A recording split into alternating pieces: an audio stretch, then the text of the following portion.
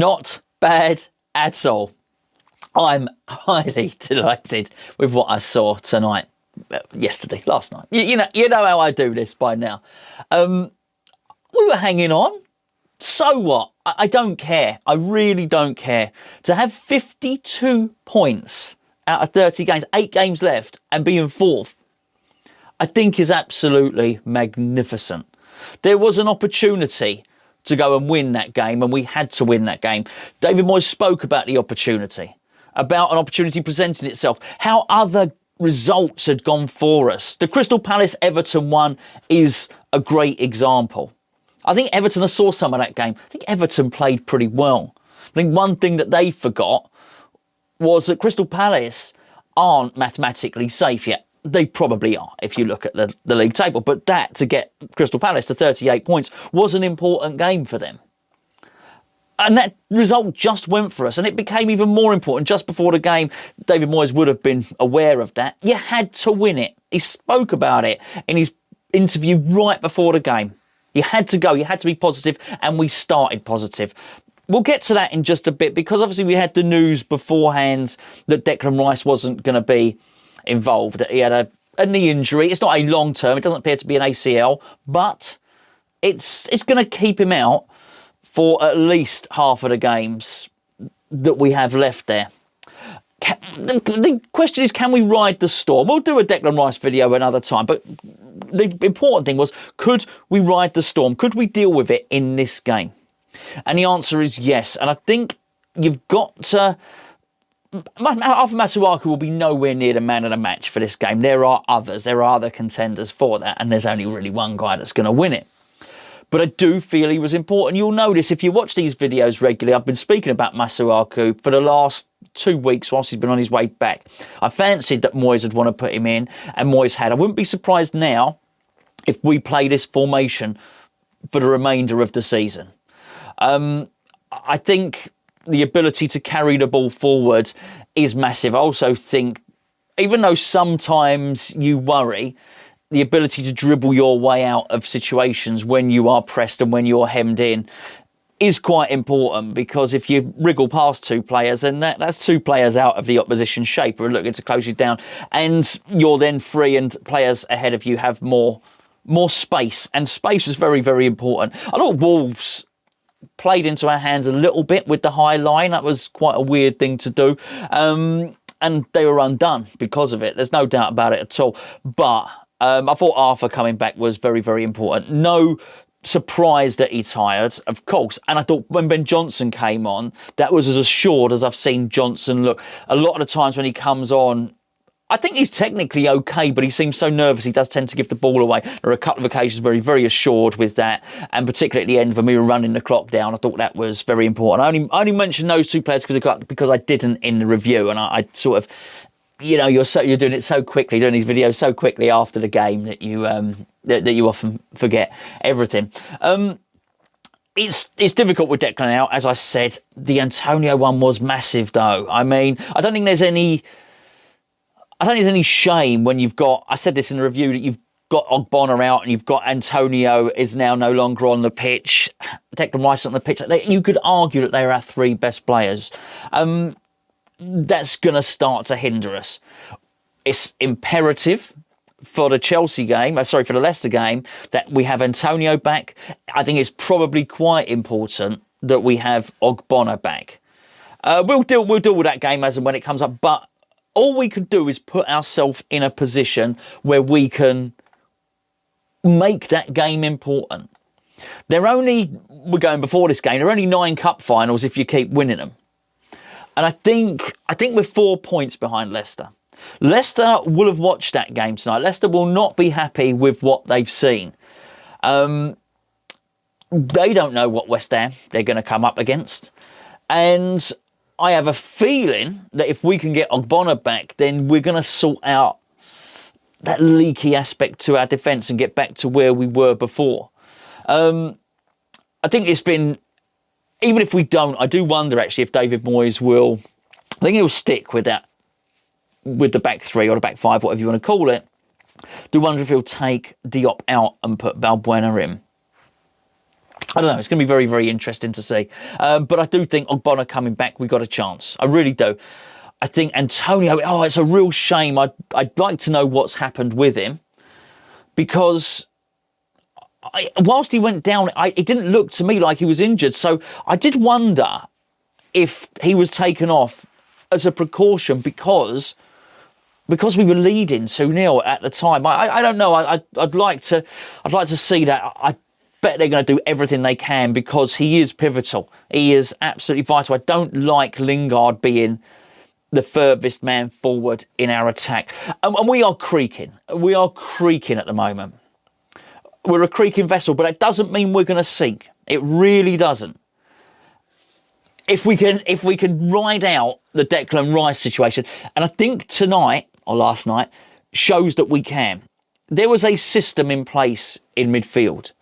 I didn't sense that Mark Noble was unnecessarily travelling forward, which was, I guess, was really important. He didn't provide the same level of cover that Declan Rice would have done, but I think that's okay because he changed the system. There was an additional defender in there. And I think if you're going to do that, then that's absolutely fine. I think Mark Noble will be very happy with the game that he played. I was also quite pleased, bearing in mind Noble did play in that position. I was quite pleased to see on a number of occasions Souček getting forward, and no more so than in the second half when he handled the ball just before he put the ball in the back of the net. It was a shame he handled the ball. The goal was scrubbed off, but to see him in there in the second half meant that a system had been devised whereby his attacking threat wasn't curtailed because we'd lost Declan Rice. So I do think that's very, very important. But as I maintain, we can't keep losing these players. We're creaking, but we can't keep getting away with it. Now, this is why the Ogbonna one is very, very important. At the ends, Lingard was limping. That was a worry, a massive worry. And of course, you look at it, Souček had taken a whack, hadn't he? And it seemed like towards the end that Ruben Neves was going round hacking a lot of our players down. I'm reluctant to complain too much about that because we are quite a dirty team. And I'm pleased we're a dirty team. We discussed it in the review about Diop's card. I also really liked Diop's card. That was the right thing to do. And if you looked at the teams, if you look at the reaction after Diop got the card, there was fist bumping and congratulating and whatever. Was there a high five? I don't know. There was some congratulatory stuff going on, certainly. So I was pleased to see that because clearly it's a case of Diop saying, yeah, I did well, and everyone else saying, good job. That was right, and it was the right thing to do. I also think, look, make no mistake about it, Wolves are in 14th, possibly they have 35 points. The league doesn't lie. The league never lies, particularly when it's this far in. I say the league never lies. It does after 2 or 3 games. Sometimes you can get an anomaly in the way that the league looks at that point. But at this point, it doesn't. So I'm not saying Wolves are in a false position, but I am. Wolves are better than that. And I think when they had the players that they had on the pitch and they were able to bring on the substitutions that they did, Wolves are better than they've shown so far this season. And I think we did really well against them. Now, I mean that to thwart their attacking threat and keep it down to 2 goals. Defensively, I think they're quite poor. I think they're quite naive, and that's something for them to worry about. And it's quite clear that in our first game against Wolves, the way Antonio had run them ragged had given Antonio an awful lot of confidence to do exactly the same. He was absolutely brilliant. I mean, he was brilliant. If he'd have managed to stay fit, it doesn't matter because we won the game. We only would have got 3 points. Maybe we would have improved our goal difference a bit more. But he would have continued. It would have been relentless. I don't even think they'd have got the 2 goals. I think we'd have actually got a 3rd and then a 4th and possibly even a 5th. That's how good he was. And particularly how good he was in tandem with Jesse Lingard. I like the way Bowen came on. I thought that was great. I mentioned in the review, I thought we missed a trick by not keeping him as the furthest person forward in the attack. I think that's important. As I say, I don't think it can be Lingard. But he finished smartly, just did really, really well. A very intelligent run, and Lingard obviously did fantastically well to pick him out. We'll talk about Lingard again later on in the week. There's so much to talk about, but his game was sensational. He was brilliant. What a difference that guy has made to West Ham. And we were doing well. We were up there anyway. I thought, you know, absolutely brilliant. Fornell's had a decent game as well. I wasn't full of magic or anything like that, but he had to work really hard, and he did. And as I say, there were some points we had three guys. At some points, sort of Soufal, the Fornicator, and Mark Noble, all sort of trebling up on Traore there, and you know what, they did all right in the end. All right, they all got done once, of course. I think that the worry again would be Benrahma. I'd like to see Benrahma a little bit more involved, and here's why. Because I don't think he was brilliant when he came on, far from it. But you do sort of worry with Lanzini not being involved in the squad at all, with Yarmolenko having picked up another knock. I can see a situation with the amount of walking wounded that we've got where Benrahma is going to be needed. And if he's going to be needed, we need somebody that's in form and confident. And clearly he can be neither at the moment. That being said, I'm pretty sure that Benrahma, when he signed for West Ham, two things. I think he probably thought he would be more involved than he is, but I doubt he thought with the end of the season in sight, he would be playing for a team that were in the top four. And I do think you have to take that into account. Benrahma probably signed for a club. In fact, he did sign for a club who just the season before had been struggling against relegation. He thought he was making a step up from the Championship to do that. Bearing in mind, we are trying to contest the Champions League. As ludicrous as that sounds, it's then very, very difficult to get into the team. But I am pleased. I said before the game, we're not a one-man team. That means we could cover Declan Rice. Can we cover him against Leicester? Well, you know what? We might. We might be able to.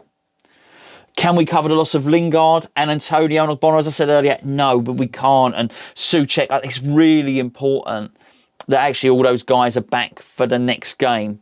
It's really important that we don't lose another one, because, as I say, I think if you take Antonio out, we've got a problem. Lingard plays up there. I think if you take Lingard out and we lose Lingard to injury, then you have Benrahma in there, and as skillful as he is, and I do think he is probably the most skillful player at the club, he's not going to be as effective. Look, what's Lingard got? 6 goals and 3 assists. He's not going to do that, is he? But we do need some sort of level of performance from him. So it is a little bit of a worry. I think it's really important we get these guys back. I want to see Connor Coventry now taken out of the under-23s, or if he was in a bubble and it was a COVID bubble, and now put with the first team, because it was also worried that there were no central midfielders. It worked today, last night.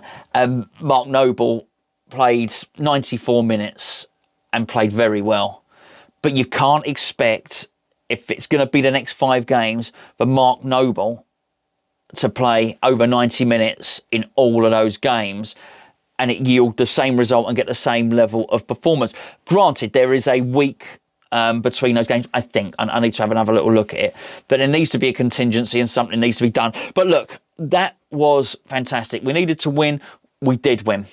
We're 4th. And let's let the others worry about us. There's Liverpool and Tottenham. I'm pretty sure Liverpool think, and so they should. They're a confident team and they're a very, very good team. I think they could probably overhaul us between now and the end of the season. But Tottenham wouldn't have liked to have seen that. Tottenham are thinking, we're 10 points ahead of Arsenal. And that's, I think we should have beaten Arsenal twice this season, by the way. How different things would look then. But it is important we do that. But make no mistake about it. Chelsea, bearing in mind they've just been thumped, wouldn't have wanted to see what they've seen tonight. I know it's easy for us to worry about other people. Leicester will be looking over their shoulder thinking, oh, no, this ain't good. If we can get some good news from the training ground, some good news from the physio's room. One of my lights has gone out. That is a perfect time to wrap the video up. I will catch up with you tomorrow.